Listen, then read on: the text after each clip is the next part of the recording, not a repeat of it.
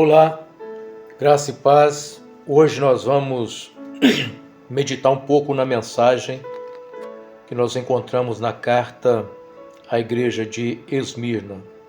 Vamos dar sequência a esse estudo que estamos fazendo aqui no livro do Apocalipse.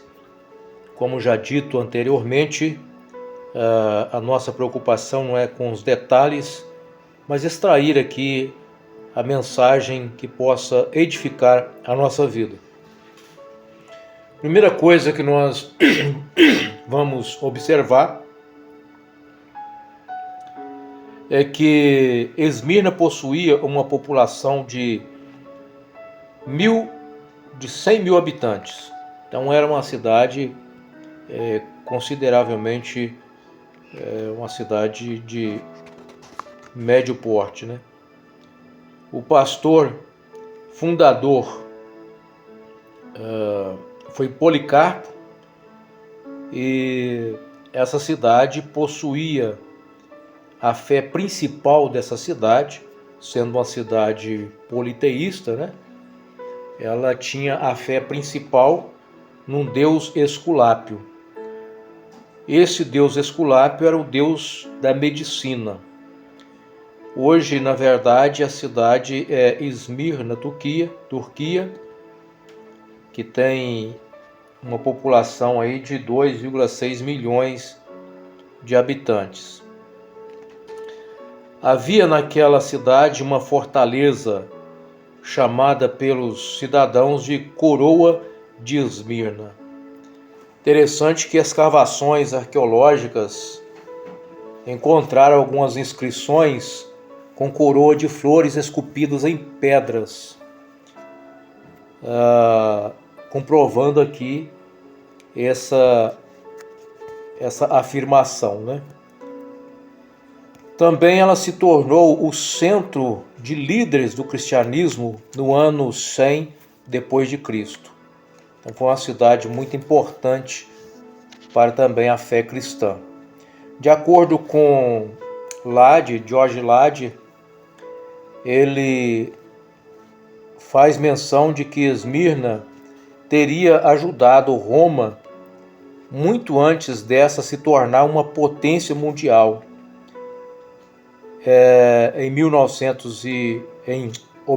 Em 195 a.C., já tinha ali erigido um templo à deusa Roma. Naturalmente, de acordo com Lade, Esmirna fazia parte ali de um lugar de adoração ao imperador. Quando diversas cidades competiram para honrar e construir um templo ao imperador Tibério, somente Esmirna teve esse privilégio. E então isso aumentou a sua pretensão de ser a primeira cidade da Ásia. Isso são as informações obtidas ali no livro de George Lade sobre o Apocalipse. Outra informação importante nós contribuirmos aqui e pensarmos é que os cristãos não estavam sofrendo perseguição apenas pelo Império Romano. Isso é importante a gente pensar até para entender a expressão sinagoga de Satanás. Os cristãos daquele período também sofriam um tipo de perseguição por parte dos judeus. E é justamente por isso que nós vemos aí na carta uma expressão se referindo aos judeus como sinagogas de Satanás. Os judeus se juntaram com os pagãos para perseguirem os cristãos, e essa perseguição por parte dos judeus, juntada com a crucificação de Cristo, que também teve uma participação, né, forte do povo judeu, parece ter formado a base que veio mais tarde a desencadear na triste situação que é o antissemitismo por parte dos cristãos no período da Idade Média. Uma coisa que é importante para quem não sabe, o antissemitismo é um tipo de preconceito e discriminação contra o povo judeu. O grau de antissemitismo chega até mesmo a expressar ódio pelos judeus. Esse tipo de comportamento, isso surgiu muito tempo atrás, né? Muito antes, ou seja, podemos dizer que a história do povo judeu é marcada de história de perseguição e preconceito. No entanto, foi na Europa medieval que o antissemitismo se consolidou com expulsões e acusação infundada, que acabou culminando naquele trágico holocausto, ficou conhecido na história, né, como o holocausto do povo judeu na Segunda Guerra Mundial. Algo terrível, né, que jamais deveria se repetir na história de qualquer povo. Mas uma coisa interessante com relação a essa questão do antissemitismo é que a revista chamada de 2024, outubro de 2024, ela traz também algumas informações a respeito do Holocausto, e ela destaca que especialistas acreditam que o nível de antissemitismo atualmente expresso na Europa é paralelo ao nível de antissemitismo presente imediatamente antes do Holocausto. Então dá para a gente ter uma noção de como que esse tipo de sentimento e de comportamento está crescendo também nos nossos dias, apesar da trágica situação que aconteceu na Segunda Guerra Mundial envolvendo o povo judeu. Os judeus se ajuntaram naquele período da carta à igreja de Esmirna. Os judeus se juntaram aos pagãos na perseguição aos cristãos, resultando na morte do bispo da igreja. De acordo com George Lade, participaram ativamente do seu martírio na fogueira e impediram que os cristãos se apoderassem de seus restos mortais. Interessante, né, que como que esse tipo de perseguição, de comportamento marcou a igreja no início, né, do surgimento da igreja, e ainda muitos cristãos em alguns lugares continuam sendo perseguidos, e nós precisamos entender que também a igreja ainda vai enfrentar esse tipo de perseguição de forma muito maior quando o fim estiver mais próximo ainda do arrebatamento da igreja. Ainda podemos citar aqui algo sobre esse ódio singular aos judeus, dos judeus contra os cristãos em Esmirna.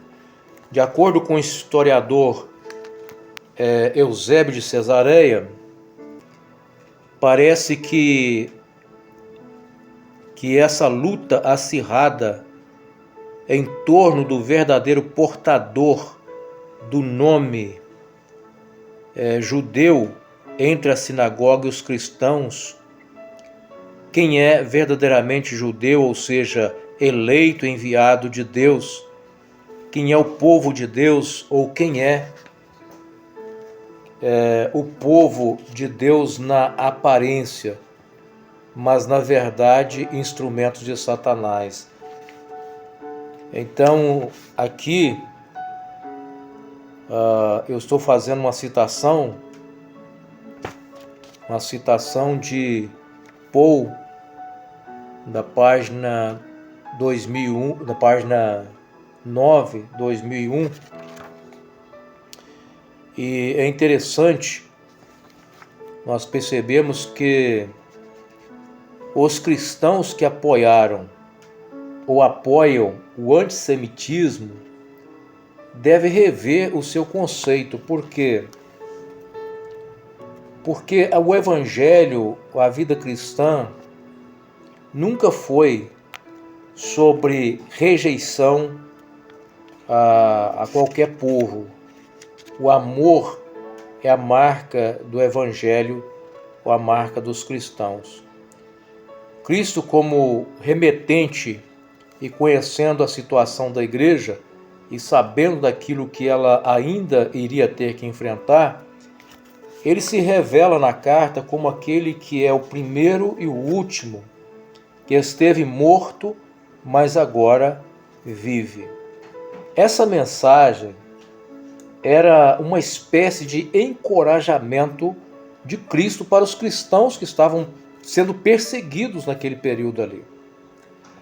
A ideia era a seguinte: vocês vão morrer, mas não percam a esperança. Por quê? Porque eu morri, mas eu estou vivo. O mesmo vai acontecer com aqueles que permanecerem fiéis, ou seja, eles iriam passar pelos martírios, mas a esperança, a confiança deles estava no exemplo do seu Salvador, que morreu, mas que estava ali vivo, garantindo para eles a vitória sobre a morte. O fato de Cristo ter vencido a morte ou ressuscitar ao terceiro dia era uma garantia para os fiéis que eles também iriam vencer. Eles iriam enfrentar uma tribulação que na carta é chamada de tribulação de 10 dias. Não há certeza do que isso significa, mas conforme a nota de rodapé da Bíblia Ave Maria, seria um tormento relativamente breve. Assim também entende vários outros teólogos sobre essa questão. Raimundo, um preterista, ele vai dizer que seria um período simbólico em que duraria a tribulação dos crentes de Esmirna. Nós não temos aqui nenhuma pretensão historicista de querer colocar aqui a ideia de 10 dias como anos que viriam seguir na história da igreja. Não. Ali está sendo algo dito para aquela igreja que passaria, sofreria uma perseguição, mas uma perseguição breve. Contudo, para Lade, essa perseguição, esse número, não tem nenhum significado simbólico especial, além de indicar que seria um período relativamente curto de perseguição. João, no caso, não está aqui, de acordo com Lade, não está prevendo nenhuma perseguição mundial, mas apenas focado numa perseguição local daquele período. Então nós descartamos a ideia historicista de que há um sentido profético aqui com relação a essa perseguição. Dessa forma, como aquela igreja, muitos crentes enfrentaram e enfrentam ainda perseguição ou tribulação que exige uma fé genuína para não se corromper quando chega a pressão. Muitos não conseguem ser fiel e abandonam a fé quando chega a provação, a semelhança da semente que caiu entre as pedras. Os irmãos vão lembrar da parábola contada pelo Senhor Jesus sobre a parábola do semeador. As que caíram em solo rochoso representam aqueles que ouvem a mensagem e sem demora recebem com alegria. Contudo, uma vez que não tem raiz profunda, não duram muito. Assim que enfrentam problemas ou são perseguidos por causa da mensagem, cedo desanimam. Isso nós encontramos em Mateus 3, versículos 20 e 21.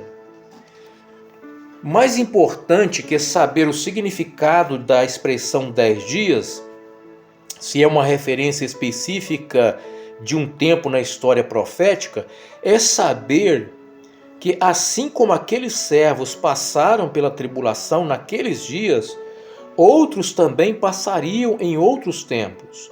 Contudo, a posição deve ser a mesma, a de perseverança na fé, a fim de que recebam a coroa da vida. O que me preocupa com a igreja de nossos dias é como ela agiria diante das perseguições. Edmilson Ferreira Mendes publicou num blog intitulado Crentes de Cristal algo assim muito interessante que eu quero compartilhar com vocês. Diz assim, abre aspas: cuidado, frágil, olhe atentamente, observe, procure. Na maioria dos crentes você encontrará o aviso alertando para a fragilidade dos mesmos. Nunca viu? Talvez não tenha olhado para a causa, focando apenas nos sintomas. Beicinhos, birrinhas, manhãzinhas, ciúmezinhos, enfim, uma série de sintomas que caracterizam os crentes notadamente melindrosos, sintomas que podem ter a seguinte leitura: cuidado, frágil, fecha aspas. Que coisa interessante essa observação. E é isso que a gente vê nos dias atuais, nos crentes de hoje. A geração mimimi atingiu também os crentes. E se os crentes não estão preparados hoje para enfrentar algum tipo de aborrecimento dentro das comunidades, alguns desistem de servir a Deus por causa de um tipo de aborrecimento das comunidades, que de lá quando tiver que enfrentar uma real perseguição. Outra expressão que nós encontramos é: conheço as suas aflições e sua pobreza. Algo importante a ser salientado é que essa igreja não recebeu nenhuma reprimenda do Senhor, somente elogio. Você é rico, diz o Senhor a essa igreja. A pobreza e riqueza costumam ser problema na vida de muitos cristãos. Líderes se corrompem por causa da riqueza, mas o pastor dessa igreja era pobre financeiramente, mas Cristo o vê como rico. Essa não era uma característica apenas do líder, mas da igreja de Esmirna. Que contraste com os líderes de hoje. Que contraste com muitas igrejas de hoje. Os judeus ali se tornaram sinagogas de Satanás porque estavam perseguindo os cristãos. E com isso perseguiu o próprio Filho de Deus. Precisamos entender a que se refere essa expressão sinagogas de Satanás. Nós não podemos tirar essa expressão do seu contexto para tentar rotular algumas pessoas que saem de algum convívio. Recentemente ouvi alguma pregação rotulando de sinagoga de Satanás os que deixaram de congregar em uma determinada denominação para continuar servindo ao Senhor em outras. E por se colocar contrária a determinada doutrina daquela denominação a que anteriormente esses congregavam, eles são agora taxados indiretamente de sinagogas de Satanás. Mas nós precisamos entender essa expressão no contexto em que ela está, para a gente não manipular a palavra de Deus. Devemos fazer sim aplicação à nossa realidade hoje, né? Mas a realidade daquele que se opõe e persegue a igreja de Jesus. Muitas vezes você se colocar contra uma determinada doutrina por considerá-la heresia, isso não significa que você esteja perseguindo de fato a igreja do Senhor. Pelo contrário, você está se colocando em benefício da preservação doutrinária, em benefício da própria igreja.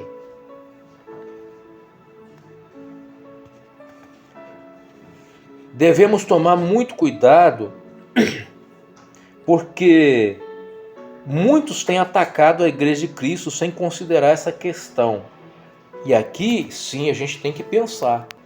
Quando nós vamos nos posicionar contra determinadas doutrinas, por considerá-las heréticas, nós temos que ter cuidado como nós vamos fazer isso, para nós não cairmos num tipo de situação semelhante ao do povo judeu, perseguindo e sermos achados perseguindo a igreja de Cristo.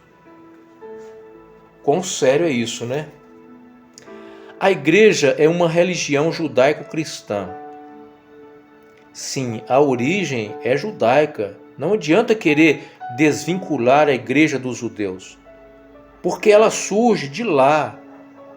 E a primeira mensagem da igreja foi para os judeus. Jesus não veio para excluir os judeus do plano profético. Ele veio para os seus e os seus o rejeitaram, é verdade. E ao rejeitarem o Senhor, escolheram o outro lado e começaram a agir conforme a vontade daquele que agora dominava seus corações, Satanás. Todavia, a todos quantos em Cristo creram, foi-lhes dado o poder de serem filhos de Deus. Isso foi uma abertura para a entrada dos gentios na igreja, mas isso não significa a exclusão definitiva dos judeus.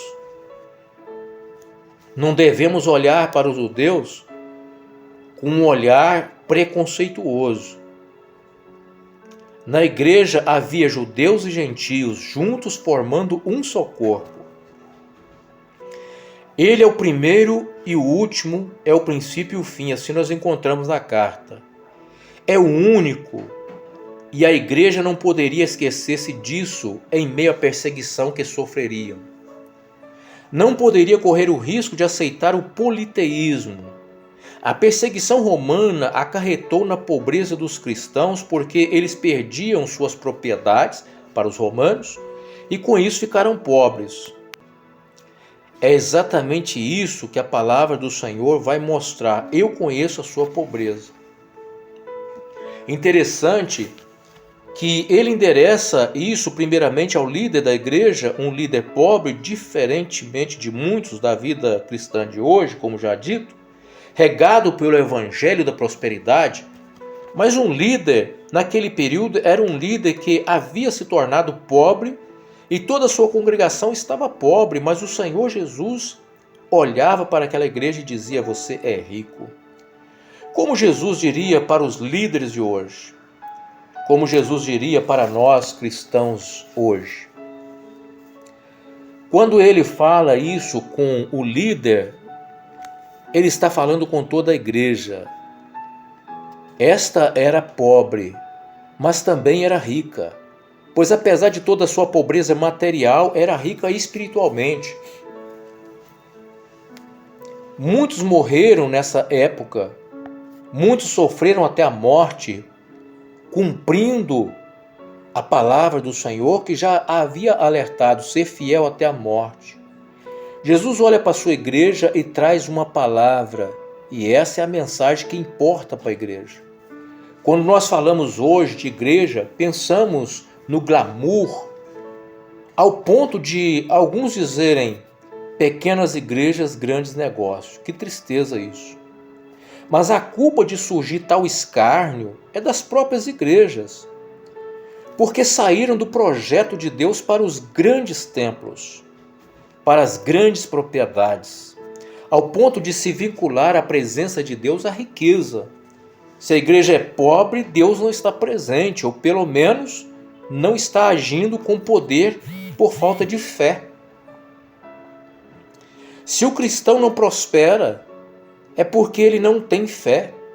Na carta de Esmirna, nós vamos ver que esse fundamento não procede. A verdadeira riqueza do homem não está nas coisas dessa vida. A graça verdadeira de Deus não se vincula ao luxo dos templos.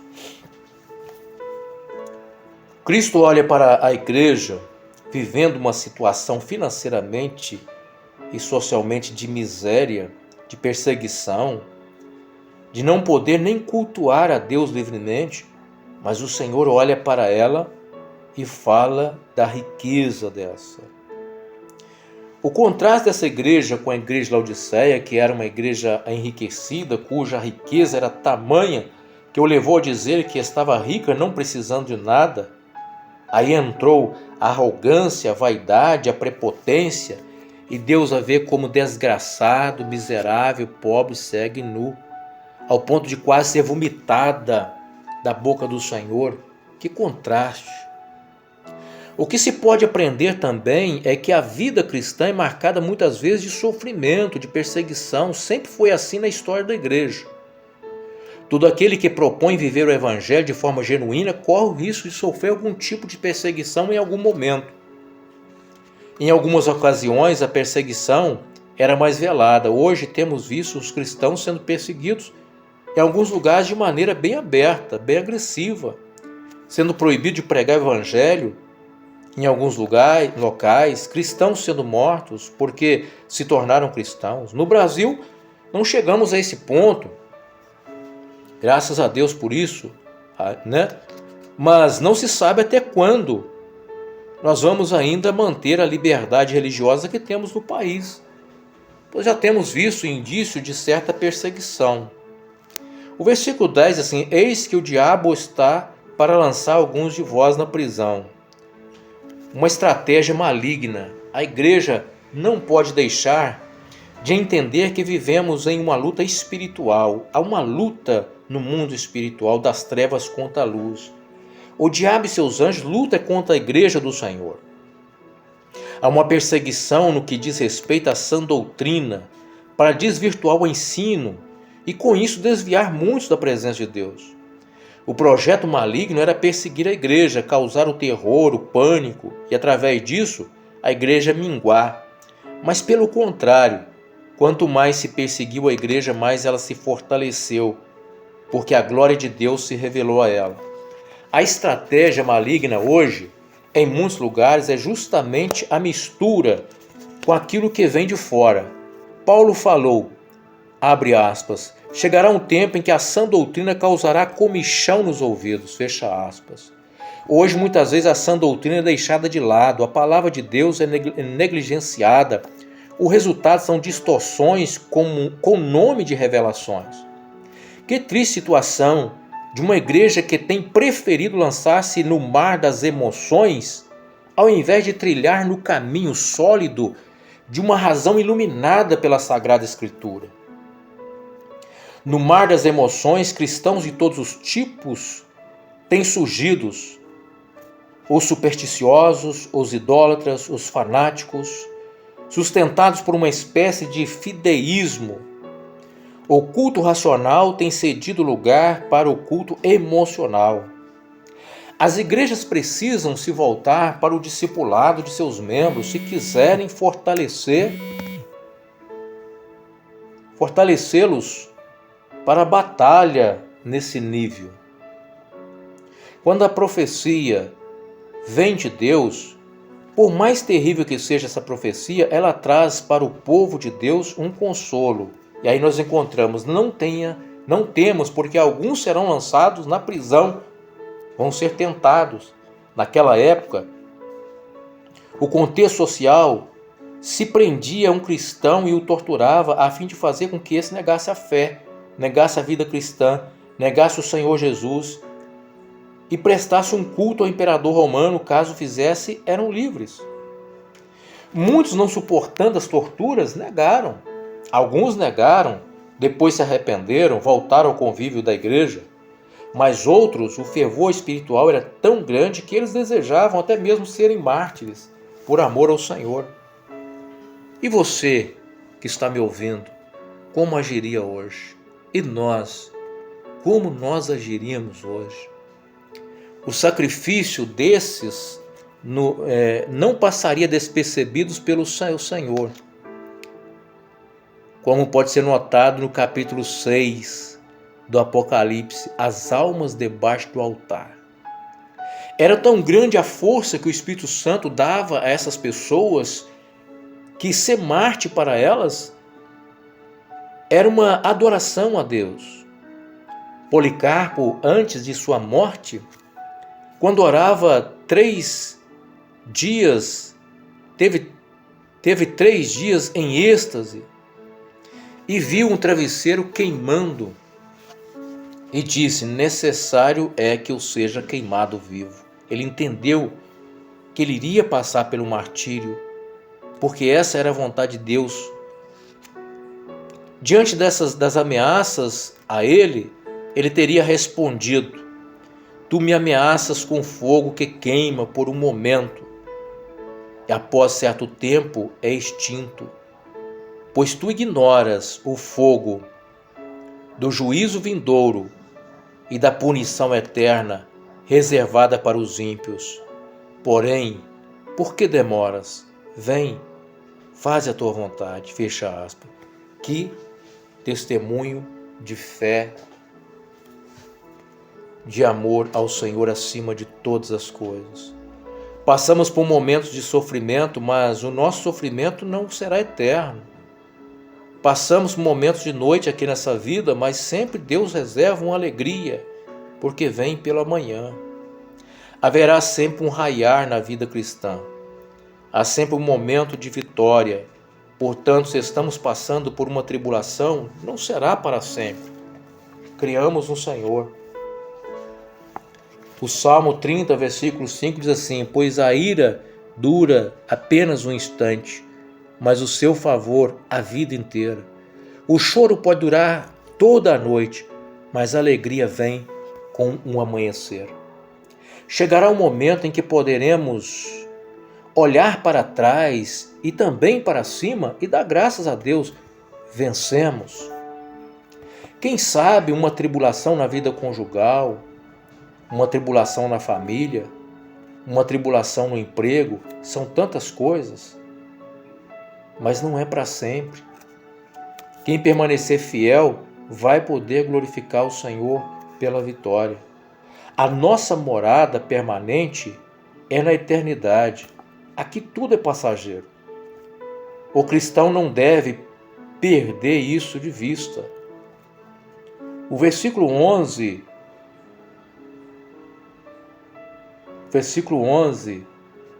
nos remete ao capítulo de número 21 do Apocalipse. O capítulo 21, versículo 18 do Apocalipse, nós encontramos assim: mas os covardes, os incrédulos, os corruptos, os assassinos, os sexualmente impuros, os que praticam a feitiçaria, os adoradores de ídolos e todos os mentirosos estão destinados ao lago de fogo que arde com enxofre, que é a segunda morte. A carta, como sempre, encerra nesse apelo que é: quem tem ouvidos, ouça o que o Espírito diz às igrejas. Ao que vencer, de modo algum sofrerá o dano da segunda morte. Essa era a promessa para o cristão. Ou melhor, essa é a promessa para o cristão. Se alguém quer escapar da segunda morte, não pode estar no rol daqueles que foram citados no Apocalipse 21:8. Os que estão caminhando para lá, mesmo que estejam caminhando, ainda há tempo para mudar a direção. É só aceitar Jesus como Salvador, arrepender dos seus pecados, da vida velha, e Jesus vai transformar a sua vida em uma nova criatura, te dar um novo rumo, uma nova direção e te colocar como participante desse grupo de vencedores, porque em Cristo Jesus nós somos mais do que vencedores. Que Deus abençoe a todos nós. Se você gostou, sentiu edificado, não esqueça de curtir, comentar e compartilhar para que o outro também seja abençoado.